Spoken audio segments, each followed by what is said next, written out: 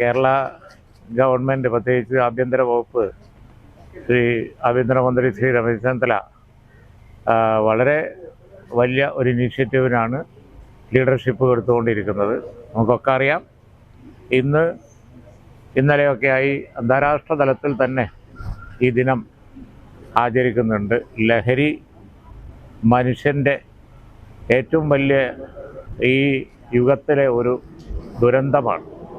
അപ്പോൾ അതുകൊണ്ട് തന്നെ അതിനെതിരായി ഉള്ള ക്യാമ്പയിൻ ലോകം മുഴുവനുള്ളതാണ്. പക്ഷേ ഇവിടെ പുതിയ ഗവൺമെൻറ് അത് വലിയ ഒരു പരിപാടിയായി ഏറ്റെടുത്ത് നടത്തുന്നതിലൂടെ വന്നുകൊണ്ടിരിക്കുന്ന റിസൾട്ട് നമ്മൾ കാണുന്നുണ്ട്. അപ്പോൾ ബോധവൽക്കരണവും ഇവിടെ നടന്ന ബോധവൽക്കരണവും അതേപോലെ തന്നെ എൻഫോഴ്സ്മെൻറ്റും ഒക്കെ ഒരുമിച്ച് നടത്തി നമ്മൾ ഈ സംസ്ഥാനത്തെ ലഹരിയിൽ നിന്ന് മോചിപ്പിക്കും. യാതൊരു സംശയവും വേണ്ട. ദൃഢനിശ്ചയം ചെയ്ത ഒരു മൂവ്മെൻ്റായി അത് ഗവൺമെൻറ് മുന്നോട്ട് പോകുന്നു. ആഭ്യന്തര വകുപ്പ് അതിന് ലീഡർഷിപ്പ് കൊടുക്കുന്നു. ഈ വീര്യം കുറഞ്ഞ മദ്യത്തിന് നികുതി കുറയ്ക്കും എന്നുള്ള തീരുമാനം ഒരു വലിയ വ്യാപകമായിട്ടുള്ള ആശങ്ക പല സംഘടനകൾക്കുണ്ട്. ലീഗിന്റെ അഭിപ്രായം എന്താണ്? അല്ല, ലീഗിൻ്റെ അഭിപ്രായമല്ല, ഞാനിപ്പോൾ ഗവൺമെൻറ് കാര്യം തന്നെ പറയാം. ഈ പുതിയ ഗവൺമെൻറ് ഭരണം ഏറ്റെടുത്തതിന് ശേഷം ഇപ്പോൾ വന്നുകൊണ്ടിരിക്കുന്ന സംഗതികളൊക്കെ അതിൻ്റെയൊക്കെ പിതൃത്വം കഴിഞ്ഞ ഗവൺമെൻറ്റിന് ഉള്ളതാണ്. കാരണം ഗവൺമെൻറ് ഇപ്പോൾ ഒരു പുതിയ ബഡ്ജറ്റ് അവതരിപ്പിച്ചപ്പോൾ നിങ്ങൾക്കൊക്കെ അറിയാം, പഴയ പല തീരുമാനങ്ങളുടെയും കണ്ടിന്യൂവേഷൻ ചില ഭാഗങ്ങളൊക്കെ അതിൽ വരും.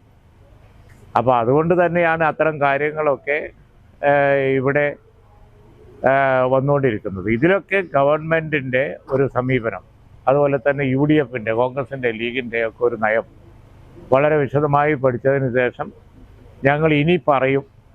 അതാണ് ഞങ്ങളുടെ നയം. കാരണം ഞങ്ങൾ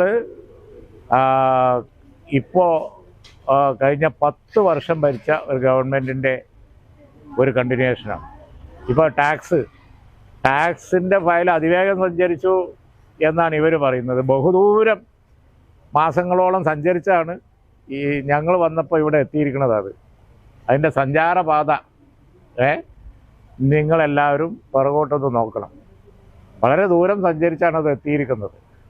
ബഡ്ജറ്റ് അവതരിപ്പിക്കുമ്പോൾ അതിൻ്റെ തലേന്ന് ബഡ്ജറ്റിൽ പ്രസംഗിക്കാൻ വേണ്ടി 1 മാസമായിട്ടുള്ള ഒരു ഗവൺമെൻറ്, അതിൽ 15 ദിവസമായിട്ടുള്ള ഒരു ഗവൺമെൻറ്റിൻ്റെ മുമ്പിൽ സ്പീഡിൽ പോയത് മാത്രമേ ഇപ്പോൾ വലിയ കാര്യമായിട്ട് പറയുന്നുള്ളൂ.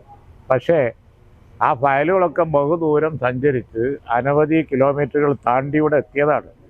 അത് നല്ല സ്പീഡിലാണ് പോകുന്നതൊക്കെ. അങ്ങനെ വന്ന കാര്യങ്ങളൊക്കെ പുതിയ ഗവൺമെൻറ് മുമ്പിൽ വരുമ്പോൾ പിന്നെ അത് ചിലപ്പോൾ ബഡ്ജറ്റിൽ പ്രതിഫലിച്ചു എന്ന് വരും. ഉദ്യോഗസ്ഥന്മാരൊക്കെ പഴയത് തന്നെയാണല്ലോ.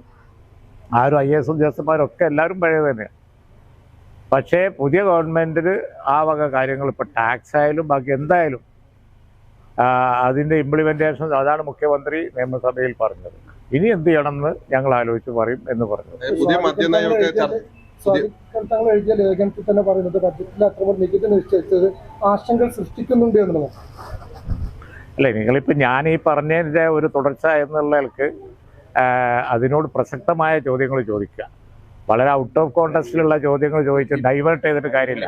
അപ്പോൾ ഞാൻ പറഞ്ഞത് പഴയ സമയം മുതൽ വന്ന ഒരു ഫയലിൽ ഒരു ടാക്സ് പ്രൊപ്പോസൽ വന്നു എന്ന് കരുതി അതിൻ്റെ ഇംപ്ലിമെൻറ്റേഷൻ എന്ത് വേണം എന്നുള്ളത് UDFും അതുപോലെ തന്നെ ഗവൺമെൻറ്റൊക്കെ ആലോചിച്ച് തീരുമാനിക്കുമെന്ന് മുഖ്യമന്ത്രി നിയമസഭയിൽ ക്ലാരിറ്റിയോടുകൂടി പറഞ്ഞിട്ടുണ്ട്. അത് അവസാന വാക്കാണ്.